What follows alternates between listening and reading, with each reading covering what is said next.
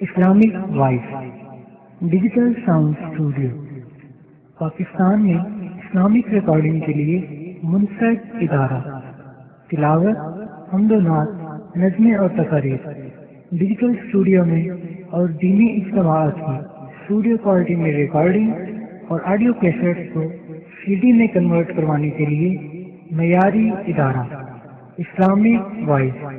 رابطہ کے لیے پوسٹ باکس نمبر 1503 نشات آباد، فیصل آباد، فون نمبر 0333 65 25 37 0۔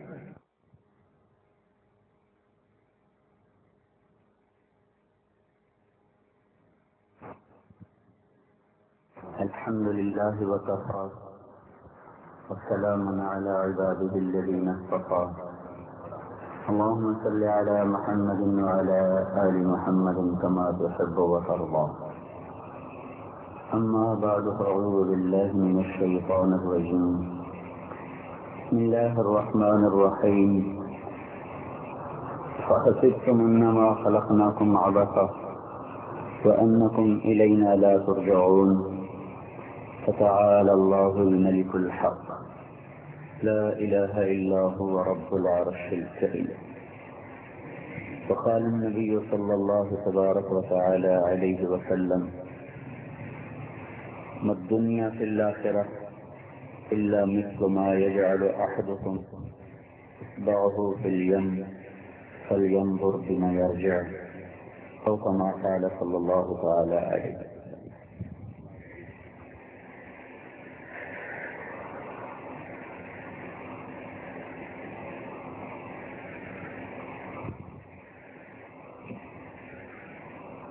اللہ تبارک و تعالیٰ نے ہمیں پیدا کرتے ہوئے نہ ہم سے کوئی مشورہ لیا، نہ ہم سے پوچھا، نہ ہمیں بتایا۔ هو الذی خلقکم، بنا دیا۔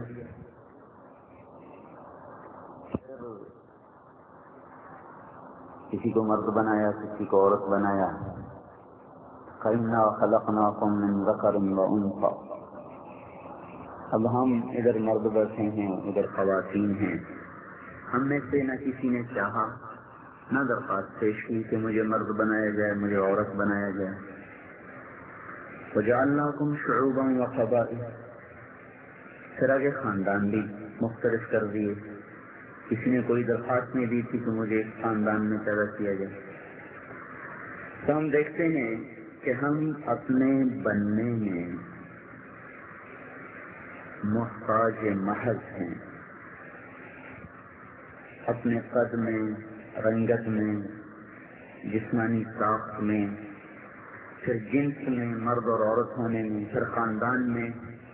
اس میں جب ہم نے آنکھ کھولی تو ہمیں پتہ چلا کہ بھئی میں لڑکا ہوں، میں لڑکی ہوں، میرا یہ خاندان ہے، میری یہ شکل ہے۔ پھر جب تھوڑا سا شعور بیدار ہوا تو دائیں بائیں ایک کائنات نظر آئی۔ ایک جان وہ تھا جس نے 9 مہینے گزارے، اس کو تو پتہ ہی نہیں تھا۔ پھر جب اس جہان میں آیا تو بڑا خوبصورت نظر آیا۔ وادیاں بھی ہیں، پہاڑ بھی ہیں، سبز پوش بھی ہیں، سفید پوش بھی ہیں، سیاہ پوش بھی ہیں، برف سے ڈھکے ہوئے، سبزے سے ڈھکے ہوئے، کالی چادر، سیاہ پہاڑ، بڑے بڑے میدان، پھر کہیں پھول، کہیں پرندے، کہیں چہچہاہٹ، کہیں مہک۔ یہ سارا ایک نظام جب دیکھا تو دل لگنے لگا، رہنے کو جی چاہنے لگا۔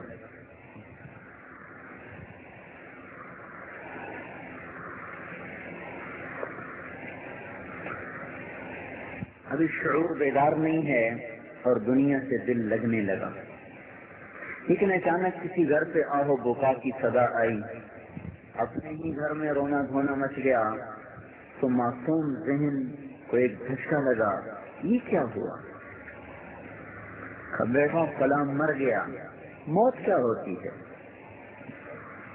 اچھا، اتنے خوبصورت گھر بنا کے پھر مر جاتے ہیں، چھوڑ جاتے ہیں۔ موت کیا ہوتی ہے؟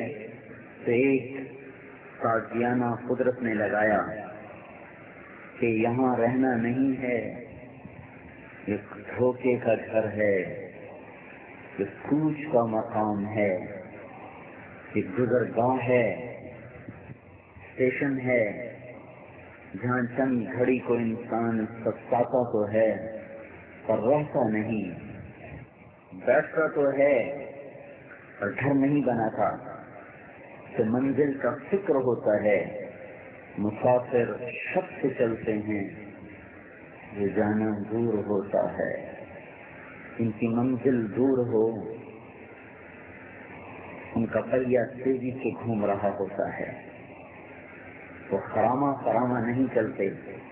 ایک معصوم بچے نے آہو گوکھاٹ سنی، رونا دھونا سنا، کئیوں کو دیکھا گریبان پھاڑ رہے، کئیوں کو دیکھا اپنی چوڑیاں توڑ رہی، کئیوں کو دیکھا وہ بے ہوش ہو کے گر رہی، کئیوں کو دیکھا کہ ان کو پانی پلائے جا رہے۔ حیران ہو کے دیکھتا ہے کیسے خوبصورت گھر میں یہ ماتم کیسا ہے، یہ رونا کیسا ہے۔ وہ دیکھتا ہے کہ اس کے دادا کو، اس کی دادی کو، اس کے باپ کو، اس کے بھائی کو، اس کے چاچا کو، اس کی اماں کو، اس کی خالہ کو، اس کی پھوپھی کو، اس کے دوست کو ایک دم کی آواز بند ہو گئی، اس کی آنکھوں کی شمعیں بجھ گئیں اور ایک بولتا وجود ایک دم ساکت ہو گیا۔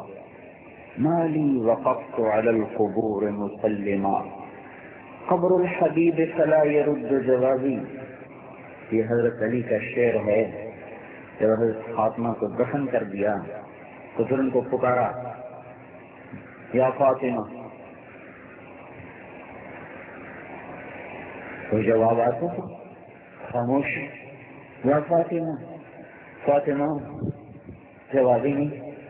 پھر یہ شعر پڑھا، مالی وقفت علی القبور مسلما قبر الحبیب فلا يرد جوابی۔ یہ کیا ہوا کہ وہ فاطمہ جسے میں نے کبھی رات میں پکارا تو اس نے لبیک کہا، سوتی کو پکارا تو اٹھ کے بیٹھ گئی، کام کرتی کو بلایا تو کام چھوڑ کے آ گئی، گرمی میں سردی میں بلایا تو لبیک کہہ گئی، آج میں بلا رہا ہوں جواب ہی نہیں آ رہا، کیا ہوا؟ قبر الحبیب فلا يرد جوابی، یہ تو میری محبوب تھی، آج اس کا جواب کیوں نہیں آ رہا؟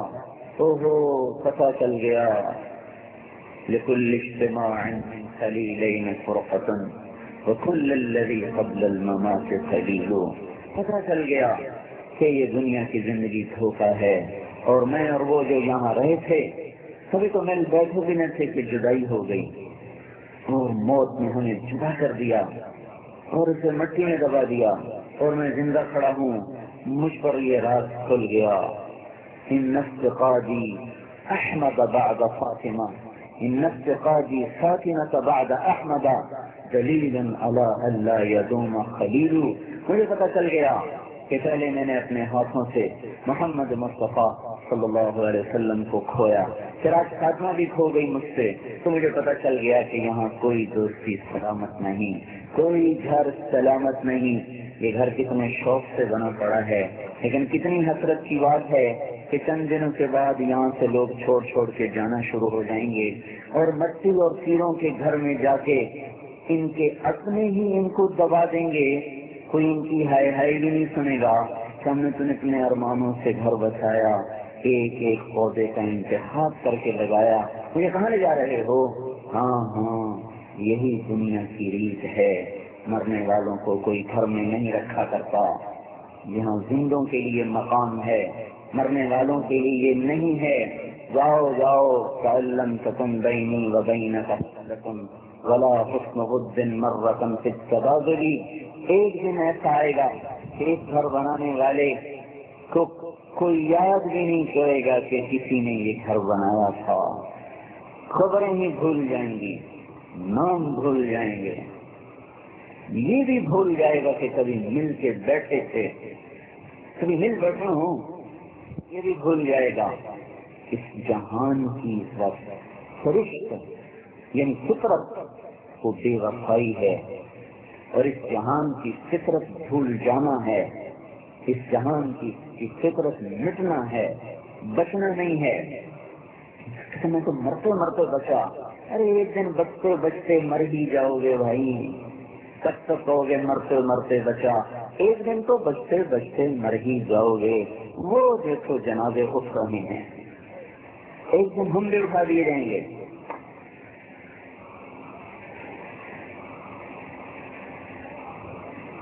تو جی لگنے سے پہلے ہی ایک ضرب لگی کہ نہیں، یہاں تو مرتے بھی ہیں، یہاں تو اٹھ جاتے بھی ہیں۔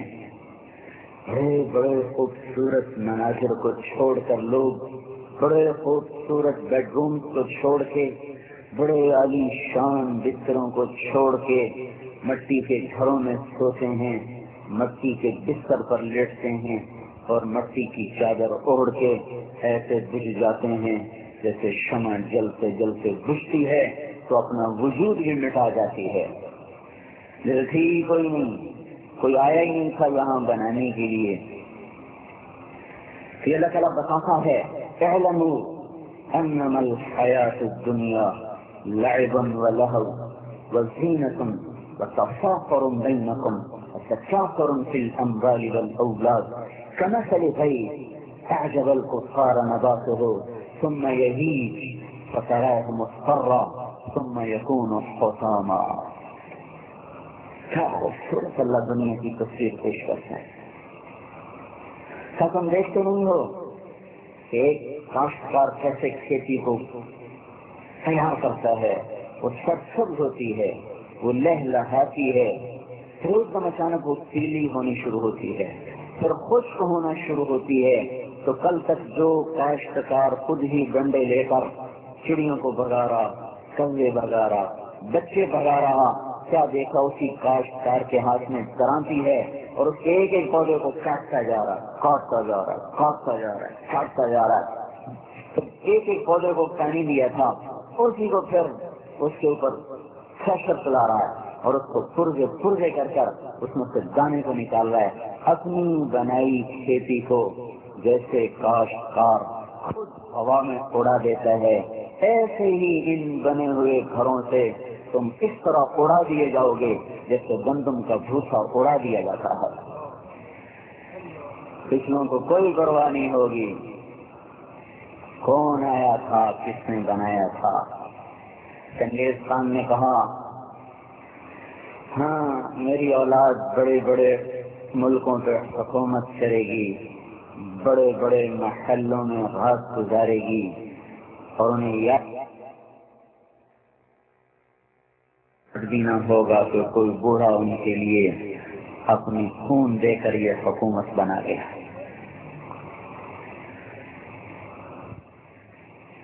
موت ایک ایسی اصل حقیقت ہے جو ہر نشے کو نکال دیتی ہے۔ ایک کھیل تماشا ہے، مال کی دوڑ ہے۔ اصل کتنا کمانا ہے، کب تک کمانا ہے، کوئی حد ہے، کہیں جا کے رکنا ہے، کہیں تو رکو کہ آخرت کو بھی سوچ سکو، کہیں تو کوئی آدمی اپنے آپ کو روکے کہ کچھ آگے کی بھی سوچ سکے۔ ایک نیا پروگرام، نئے سے نئے ڈیزائن، نئے سے نئے منصوبے، ایک منصوبہ ہمارے ساتھ ساتھ چل رہا ہے جو تیزی سے ہمیں موت کی طرف دھکیل رہا ہے۔ ادھر عمارتیں اونچی اونچی بن رہی اور ادھر گہرے گڑھے کی طرف ہم لڑکتے چلے جا رہے، ادھر بڑے خوبصورت لباس تیار کیے جا رہے اور ادھر کفن کا سادہ لٹھا بھی بازار میں آ رہا ہے، ادھر بڑے عالی شان کھانے تیار ہو رہے اور ادھر قبر کے کیڑے بھی منتظر ہیں کہ شیخ صاحب پلی ہوئی لاش ہے، یہ بھی آ رہے۔ غور تو نہیں کرتے کائنات میں یہ کتنی عبرت کی زندگی ہے۔ کم آنکھ کھلتی ہے، یہ کیوں مر گیا، یہ کہاں جا رہا ہے، اس سے اتنے خوبصورت گھر سے کیوں لے جا رہے ہیں، موت کیا ہے۔ تو پھر پتہ چلا کہ یہ جہان تو چھوڑ کے لوگ چلے جاتے ہیں، تو کیا آگے کوئی زندگی ہے کہ بس یہی کچھ ہے، مر گیا، چند دن روئے ہم، आश्रम में भुला दिया। अब देखते नहीं